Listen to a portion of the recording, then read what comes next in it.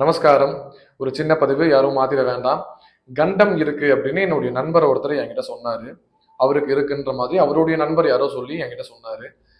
உங்களுக்கு யாருங்க சொன்னாங்க அப்படின்னு கேட்கும்போது, என் கூட வேலை செஞ்சவங்க சொன்னாங்கங்க.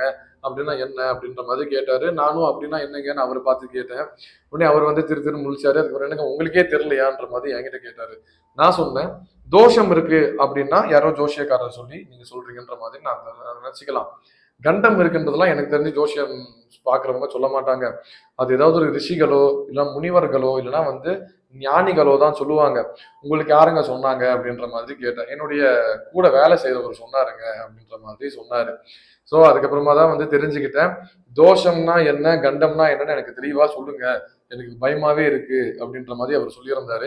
ஸோ அவர்கிட்ட நான் பகிர்ந்துகிட்ட சில விஷயம், அவர் என்கிட்ட சொன்ன சில விஷயம், அதே மாதிரி சில உண்மை விஷயங்கள் முழுசா இந்த ஷார்ட்ஸ் கீழே டிஸ்கிரிப்ஷன்ல ஒரு முழு பதிவா வந்து நாங்க போட்டிருக்கோம். அதனால அவசியமா எல்லாரும் அந்த வீடியோவை லிங்க் டச் பண்ணி அந்த வீடியோ முழுசா பார்க்கணும்னு அடியே நான் வந்து பிரார்த்தனை பண்ணிக்கிறேன். நமஸ்காரம்.